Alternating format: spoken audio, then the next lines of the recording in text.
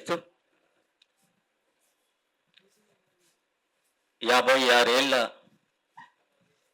G Ramulu గారి ఉద్యమ ప్రస్థానం 56 ఏళ్ల జీవితంలో ఆయన జీవితం మొత్తం ప్రజా జీవితం,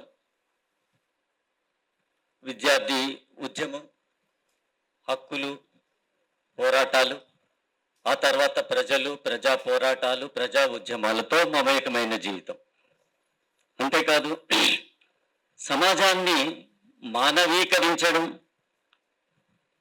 కాదు, విప్లవీకరించడం, అన్యాయం లేని సమసమాజాన్ని కోసం తన ప్రస్థానాన్ని కొనసాగించడం అనేది ఒక 56 ఏళ్ల ఉద్యమ ప్రస్థానం మనకు కనపడతా ఉంటుంది ఈ పుస్తకంలో. ఈ 56 ఏళ్ల ఉద్యమ ప్రస్థానంలో ఆదుకున్న చెయ్యిని తాను ఏనాడూ వదల్లేదు.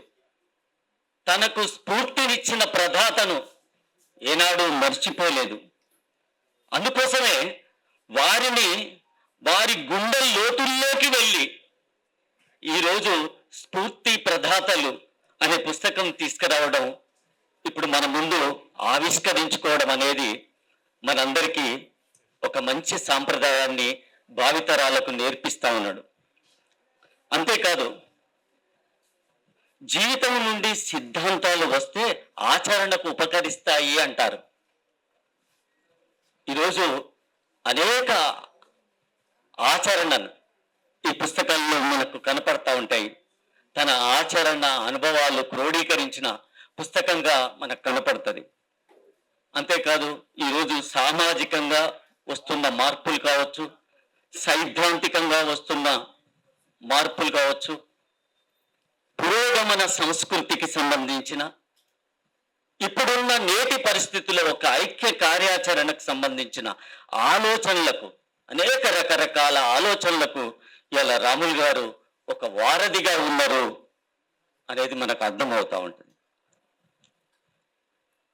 ఈ పుస్తకంలో సహాయం చేసిన, సహాయము అనే పదం అంటా ఉన్నా, సహాయము అంటే తన వ్యక్తిగతమైనది కాదు, అందులో సోత్కర్ష అసలే ఉండదు, అది వ్యక్తిగతం సంబంధించింది కాదు. ప్రజల కోసం పనిచేస్తున్న క్రమంలో, ప్రజా ఉద్యమాలు చేస్తున్న క్రమంలో, భూ పోరాటాలు లాంటి ప్రజా ఉద్యమాలు లాంటి నిర్వహిస్తున్న క్రమంలో మంచి మనుషులు అధికారులుగా ఉండి తనకు ఉద్యమానికి, ప్రజలకు సహాయపడాలనే ఒక మంచి మనసు, అటువంటి వాళ్ళను గుర్తుంచుకొని వారు ఏ రకంగా తన ఉద్యమానికి, తన 56 ఏళ్ల ఉద్యమ ప్రస్థానానికి నాటి నుండి నేటి వరకు వాళ్ళ చేయి పట్టుకొని నడుస్తున్న తీరు వాళ్ళని యాది మరవకుండా ఈరోజు ఒక పుస్తకంగా అక్షరీకరించిన పద్ధతి మనం రాములు గారిని అభినందించవచ్చు. కాబట్టి ఈ స్ఫూర్తి ప్రదాతలు అంటే మనకు మాత్రమే కాదు, ఆయనకు మాత్రమే కాదు, ఇలా భావితరాలకు కూడా ఆ స్ఫూర్తిని ఇచ్చే ప్రదాతలుగా మనకు కనపడతారు. వాళ్ళ మానవీయ లక్షణాలు, మనుషులకు సహాయం చేసే పద్ధతులు అవి మనకు కనపడతా ఉంటాయి.